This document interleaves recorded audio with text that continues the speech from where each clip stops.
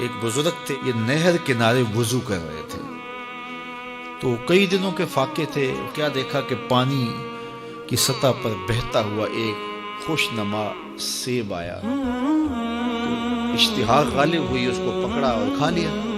جب کھا چکے تو پھر خیال آیا یہ تو میرا تھا ہی نہیں، یہ تو مال لقطہ تھا، تو میں نے اس کو کھا لیا، اب اس کا مالک کیسے ملے؟ جس سمت سے پانی آ رہا تھا اس سمت سفر شروع کر دیا۔ کئی دنوں کی مسافت کے بعد دیکھا کہ ایک باغ ہے جس کی شاخیں اس پانی کی طرف لٹک رہی ہیں، سمجھ گئے کہ یہیں سے گرا ہوگا اور میں نے کھا لیا۔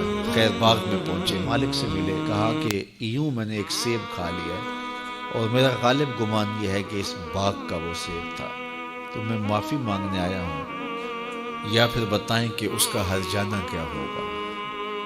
جب مالک باغ نے یہ بات سنی، وہ بھی صاحب نظر تھے، سمجھ گئے یہ تو کوئی در یگانہ ہے، یہ تو کوئی گوہر یکتا ہے، تو تیور بدل لیے، کہا ایسے تو نہیں معافی ملے گی۔ کہا حضرت کیسے ملے گی؟ کہا 12 سال تک میرے باغ کی گوڈی کرنا پڑے گی۔ اللہ اکبر، اور ایک شرط اس کے علاوہ ہو۔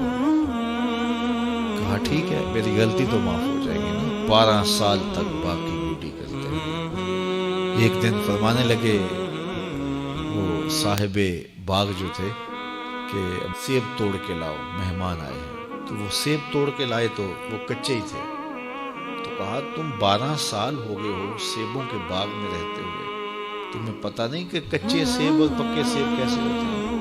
کہا حضرت مجھ سے قسم لے لیجیے 12 سال میں ایک دفعہ بھی نظر اٹھا کے سیبوں کی جانب نہیں دیکھا، ایک سیب کھایا تھا، میں تو اس کی سزا بھگت رہا ہوں، میں تو گوڈی کرتا ہوں، اوپر کبھی نظر بھی میں نے نہیں اٹھائی۔ سینے سے لگا لیا، کہا ایک شرط تمہاری پوری ہو گئی، اب دوسری شرط ہے کہ میری ایک بیٹی ہے جو آنکھوں سے نابینا ہے، کانوں سے بہری ہے، بول سکتی نہیں، اور وہ اپاہج بھی ہے، چل بھی نہیں سکتی، اس سے تمہارا نکاح کرنا چاہیے، اگر تمہیں قبول ہے تو معافی ہو جائے گی۔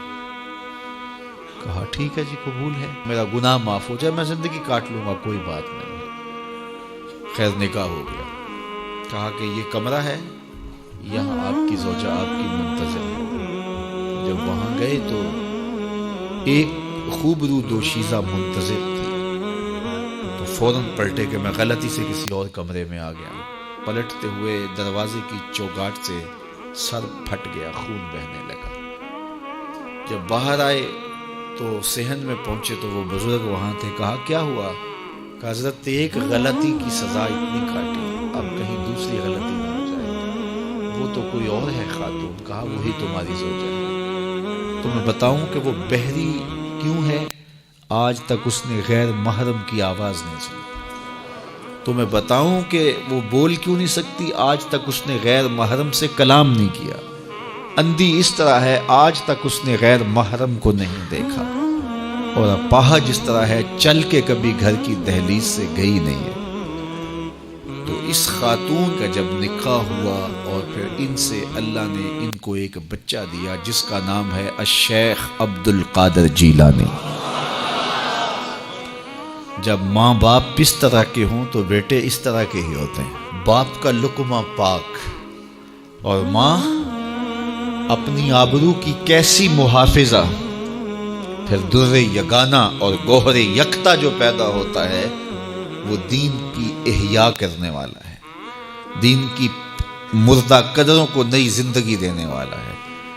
حضرت ملا علی قاری لکھتے ہیں کہ حضور غوث اعظم جب مجلس واعظ کرنے بیٹھتے تو 70 ہزار کا اجتماع آپ کے مجمع میں ہوتا، اور عمومی طور پہ اللہ کی رحمتوں کے حوالے سے بات کرتے، اور جس دن آپ اللہ کے قہر، غضب اور جلال کی بات کرتے کئی جنازے اٹھتے۔